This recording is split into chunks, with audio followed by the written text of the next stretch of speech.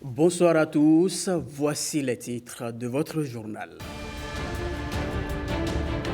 72 milliards de francs CFA pour l'eau et l'agriculture, c'est un appui du Fonds arabe et de la BOAD au Bénin. Les accords de financement viennent d'être conclus à Washington.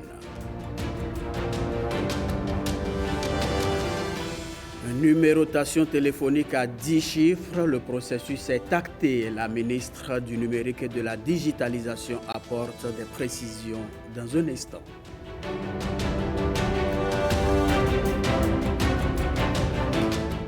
Un nouveau projet pour booster la production du maïs au Bénin, le projet Biostimulis crée l'espoir d'une production qualitative abondante à partir de fertilisants naturels.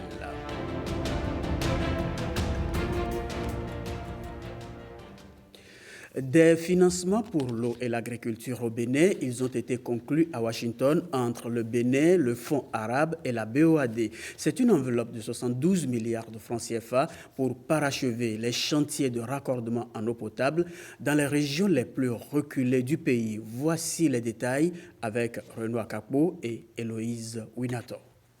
Le Bénin poursuit ses efforts pour offrir de l'eau potable à tous les citoyens. Au 31 décembre 2023, le taux de desserte relevé en milieu rural s'est élevé à 79,4% contre 76,7% en fin 2022.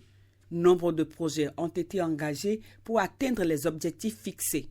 Et tous les voyants sont désormais au vert avec les divers accords de financement signés à Washington les 23 et 24 octobre dernier en marge des assemblées annuelles de la Banque mondiale et du Fonds monétaire international FMI. Le premier accord, c'est une allocation de 8,9 milliards de francs CFA du Fonds mauricien pour les projets d'addition d'eau en milieu rural. 8,9 milliards de francs. Le deuxième accord de financement, c'est avec la BOAD, la Banque ouest-africaine de développement. La BOAD a alloué 20 milliards, toujours pour le secteur de l'eau, en milieu rural. Vous voyez, l'eau revient de façon récurrente. Grâce à ces financements, le projet de renforcement du système d'alimentation en eau potable sera déployé dans les villes comme Basila, Alada, Lokossa et Atiémé. Des chantiers qui incluent aussi bien de grands travaux d'infrastructure que des initiatives communautaires destinées à renforcer l'accès à l'eau dans les zones les plus reculées. L'eau potable est un élément essentiel au bien-être de tous et le président de la République continue d'honorer son engagement à placer le bien-être des populations au cœur de sa politique. L'eau, c'est la vie. Une population qui a accès à l'eau potable, c'est une population qui est en bonne santé. Donc c'est des points valides pour l'agriculture et l'agro-industrie. Mais l'eau, c'est également l'économie, l'eau, c'est la productivité, qui reste, qu'on ne le veuille pas, l'une des quintessences du plan d'action du gouvernement et des préoccupations centrales du chef de l'État. Ces accords de financement visent également le secteur agricole à travers l'extension du projet d'appui au développement du maraîchage PADMAR. La mise en œuvre de cette initiative va permettre d'accroître, d'une part, les revenus des exploitants maraîchers et d'autre part, d'améliorer la sécurité alimentaire et nutritionnelle des populations dans 27 nouvelles communes. 15,6 milliards de francs CFA pour la culture maraîchère. 27 communes vont en bénéficier. Ça va créer des emplois pour les jeunes, également pour les femmes. Le fonds de l'OPEP a pris cette décision d'accompagner le Bénin sur ce segment du secteur agricole. Grâce à l'appui de la Banque ouest-africaine de développement, BOAD, 3 lycées techniques professionnels seront construits et équipés à Boyko, Natitengu et Lokossa pour un montant total évalué à 30 milliards de francs CFA.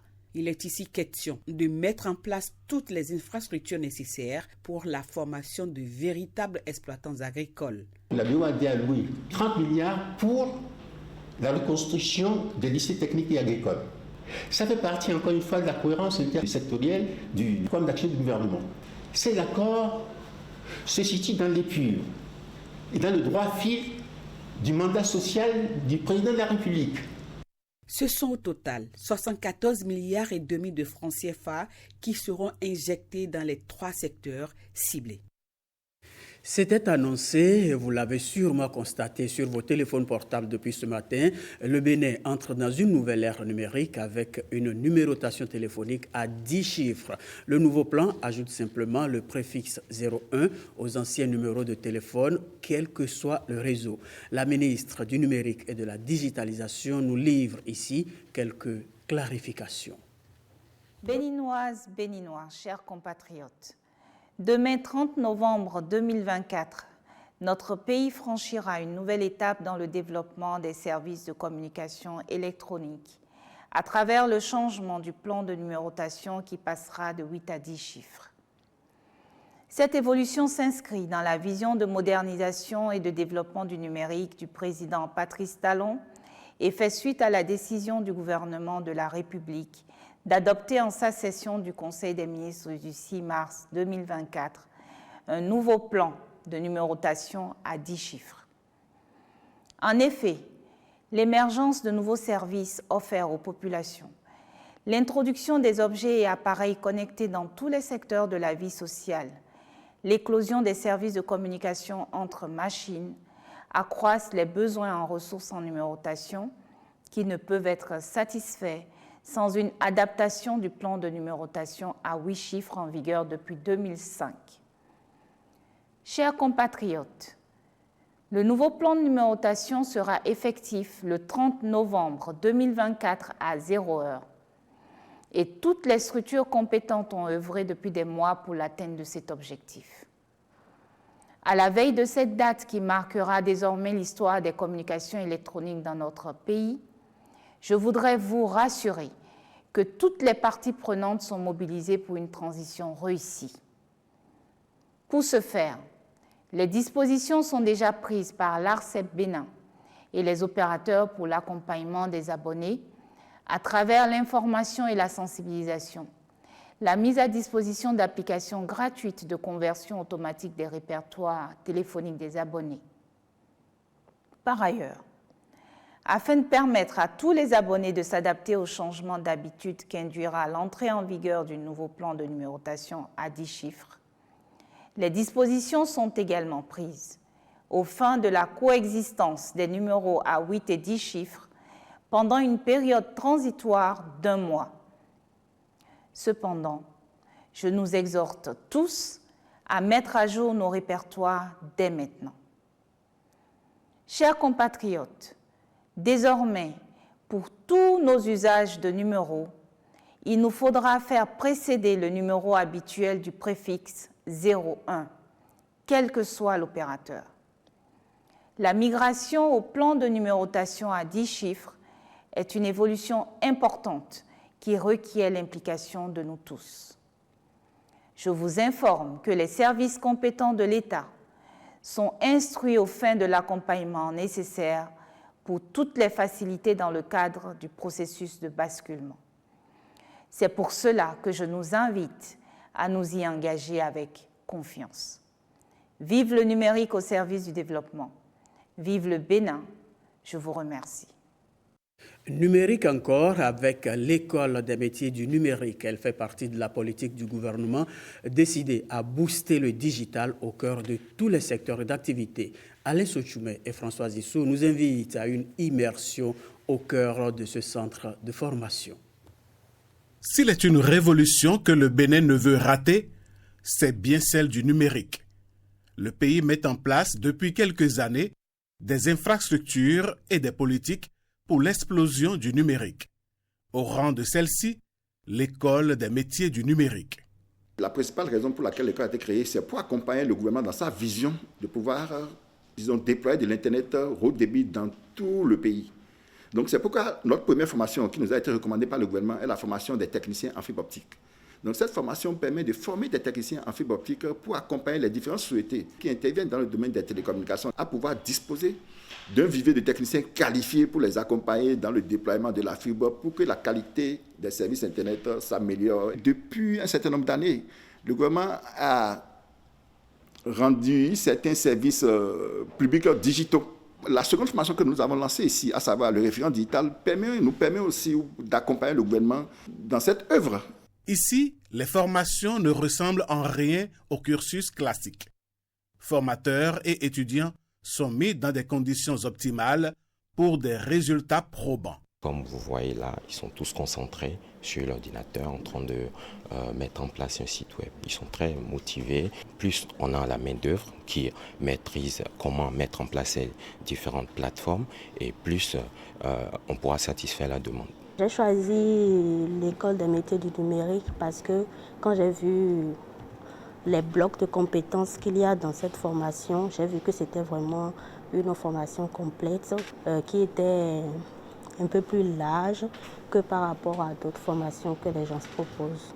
Déjà, l'atmosphère est différente de la formation classique. Ici, nous ne sommes pas juste là pour prendre un cours. Nous sommes dans une méthodologie de pédagogie active. Le Bénin numérique et digital n'est plus un rêve.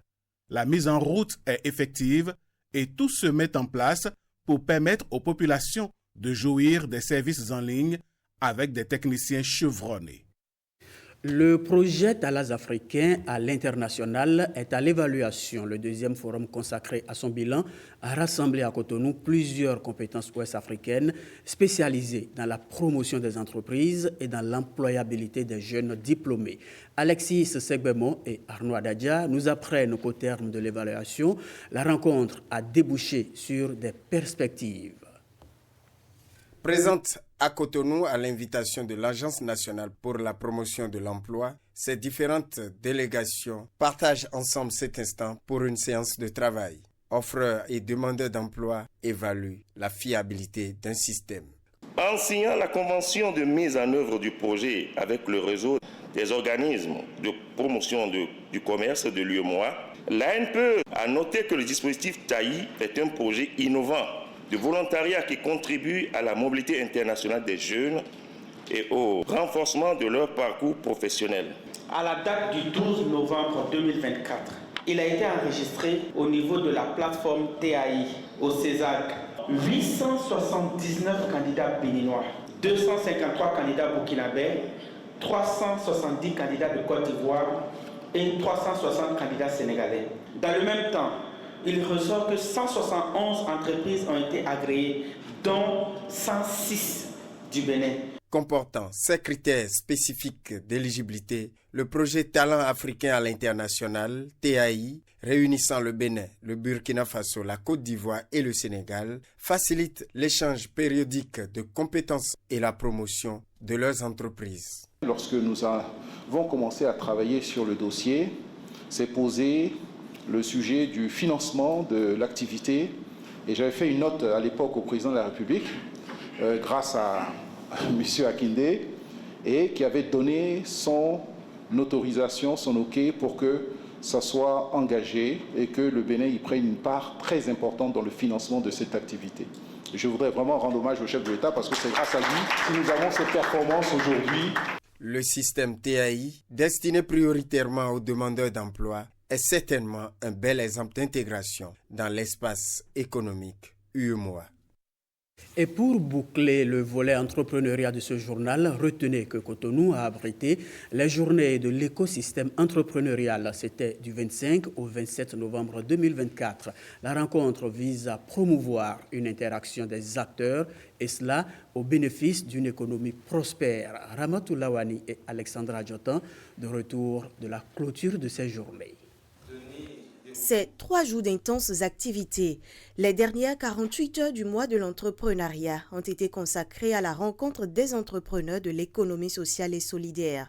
L'objectif étant, entre autres, d'apprécier comment cette dernière peut redéfinir les modèles économiques en valorisant l'humain et les savoir-faire locaux. C'est important qu'on puisse travailler, notamment avec les collectivités locales qui étaient très présentes au cours de ces rencontres, qu'on puisse travailler à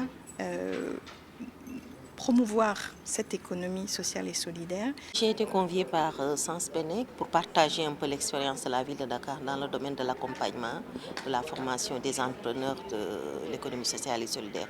Nous avons animé un panel sur le financement. Il était important que nous n'attendions pas puisque le Sénégal, le Cameroun, le Cap-Vert et d'autres pays d'Afrique ont déjà commencé cela. On a beaucoup d'entreprises de très très grande envergure qui font des milliards d'euros de chiffre d'affaires et qui sont dans le secteur de l'économie sociale et solidaire.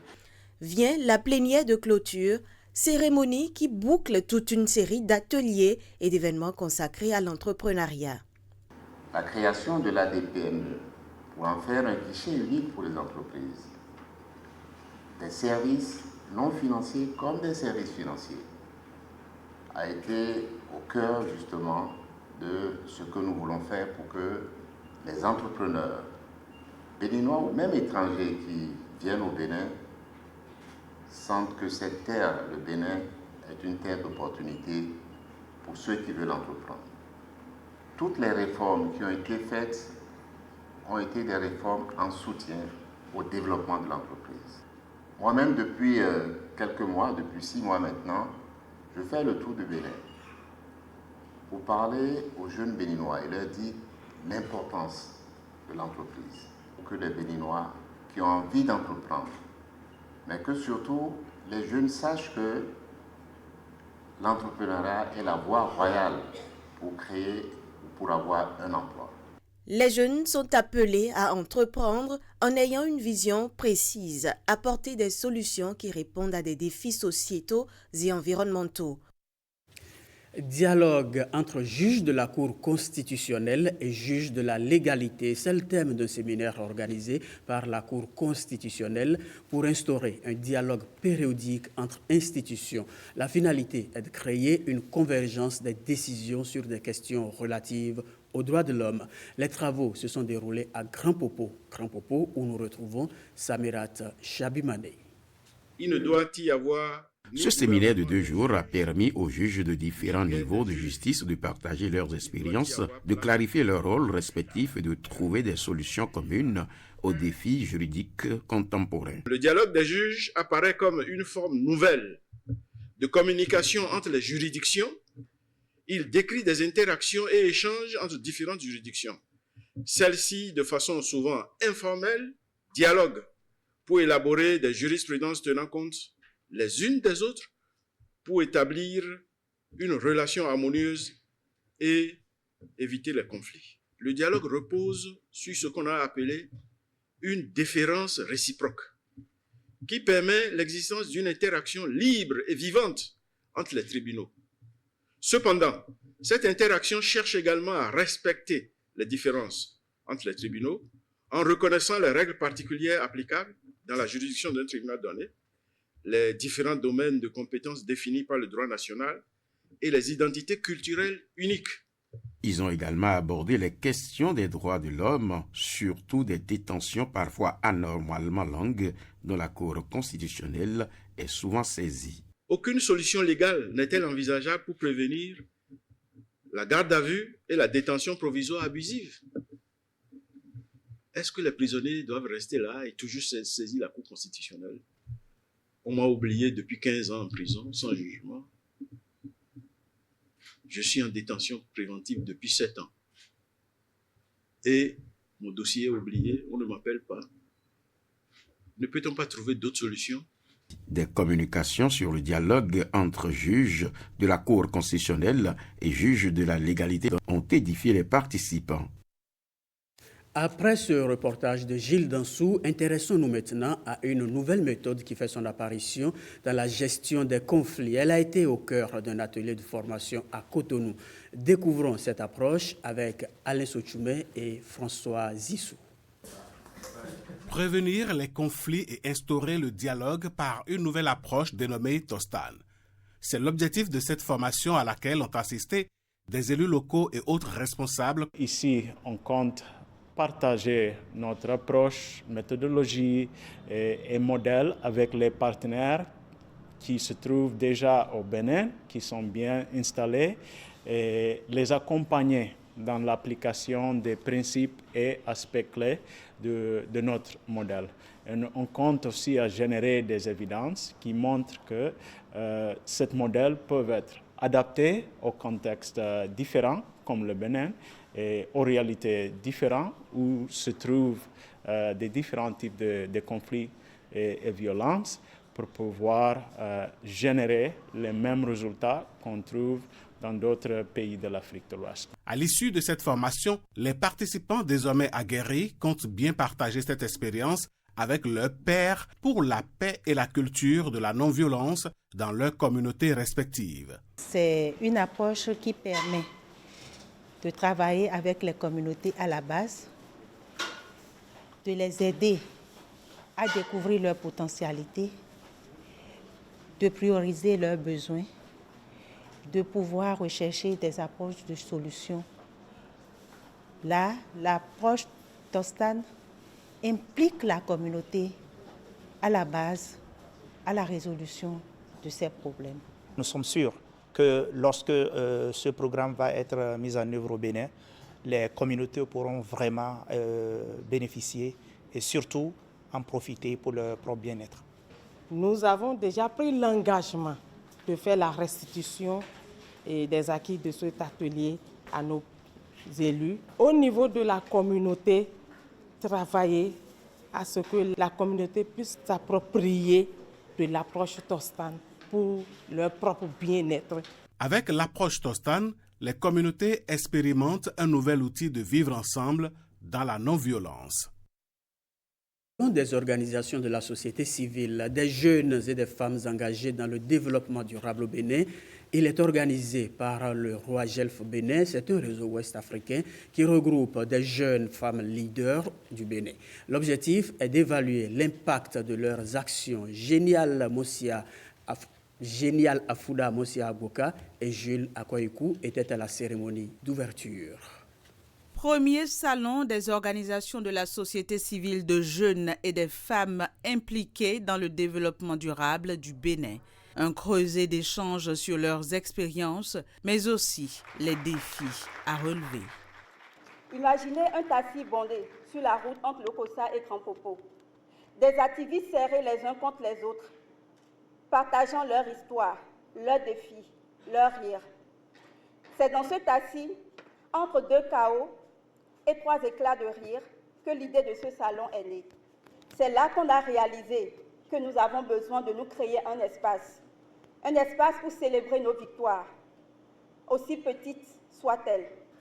Ce rendez-vous est un véritable bouffée d'oxygène pour notre secteur, une opportunité unique de célébrer ensemble nos réussites communes et de tracer les contours d'un avenir meilleur pour notre pays.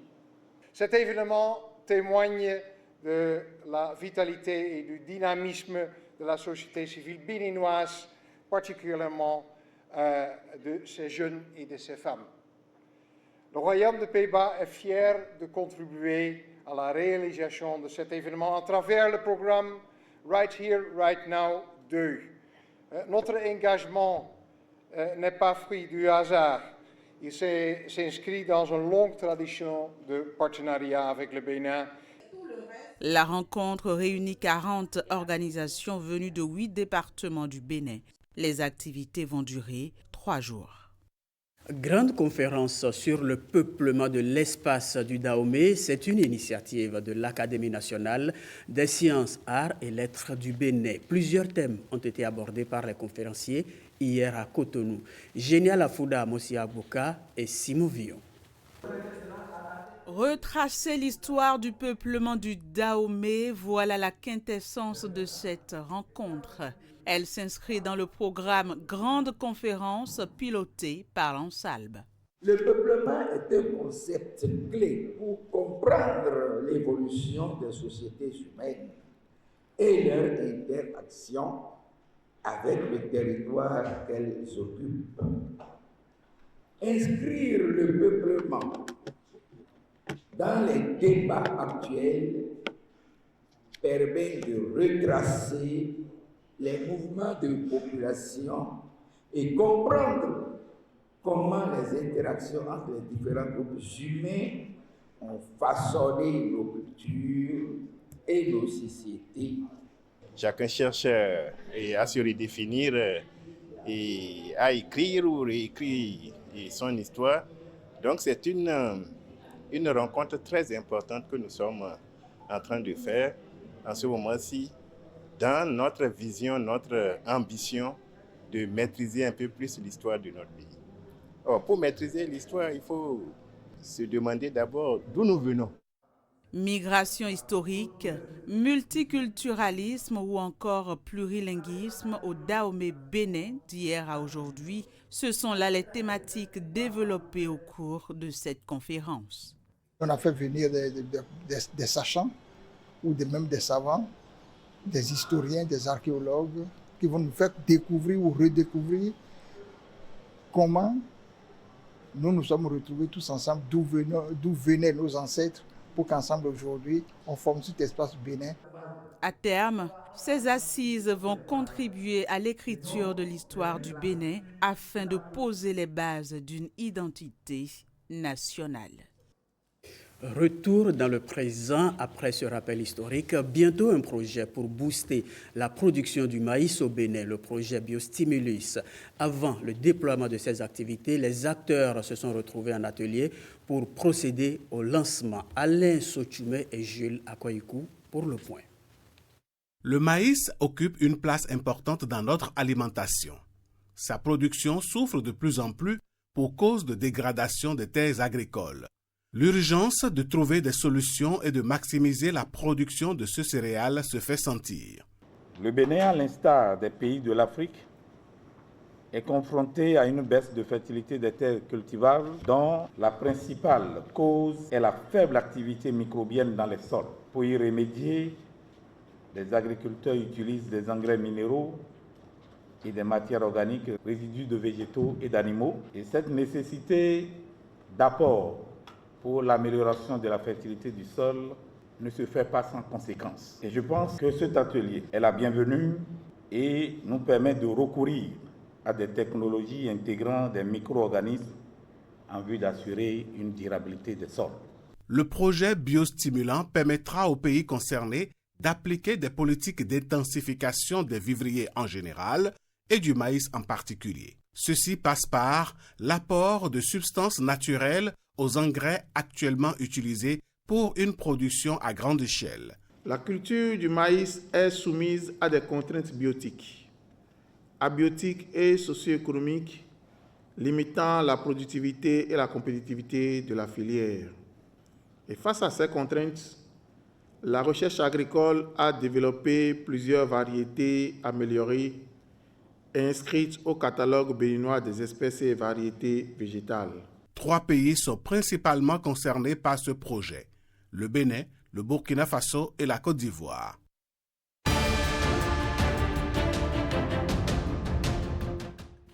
Hors du Bénin, les Namibiens retournent aux urnes 2 jours après une élection chaotique. Le Tchad, quant à lui, annonce la rupture des accords de coopération de défense avec la France et la cathédrale Notre-Dame de Paris dévoile au monde tout son éclat. C'est une compilation signée Amandine Aniambossou.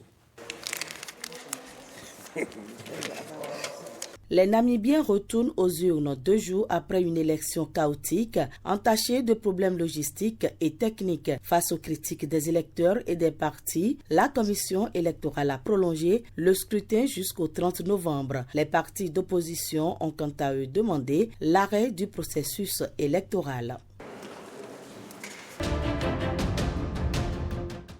Le Tchad rompt ses accords de coopération de défense avec la France. L'annonce est survenue quelques heures après la visite du chef de la diplomatie française Jean-Noël Barrot à N'Djamena. Le ministre tchadien des Affaires étrangères, dans un communiqué, estime que le Tchad veut diversifier ses partenaires, mais que la France reste un partenaire essentiel. Mais elle doit aussi considérer désormais que le Tchad a grandi, le Tchad a mûri et le Tchad est un État souverain et très jaloux de sa souveraineté. Cette décision a été prise selon le même communiqué après une analyse approfondie et marque un tournant historique pour le pays.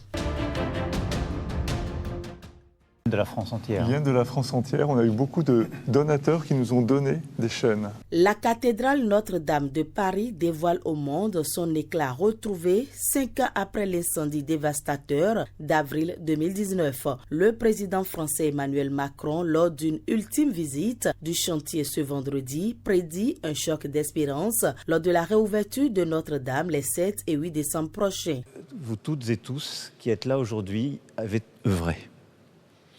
Et cette métamorphose, c'est en effet à vous que nous la devons. Vous avez été les alchimistes du chantier et vous avez transformé le charbon en art, si je puis dire. Le brasier de Notre-Dame était une blessure nationale et vous avez été son remède. Par la volonté, par le travail, par l'engagement. Les flammes dont les causes n'ont toujours pas été déterminées avaient notamment ravagé la toiture et la charpente de ce chef-d'œuvre de l'art gothique du XIIe siècle. Il compte parmi les monuments les plus visités en Europe.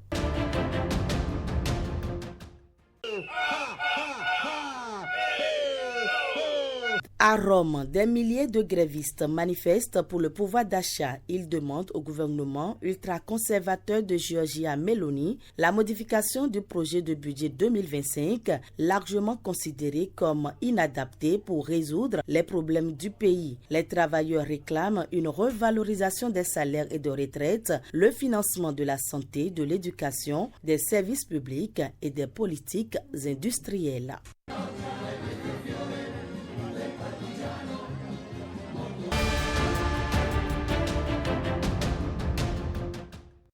C'est la fin du journal. Merci de votre fidélité à la nationale.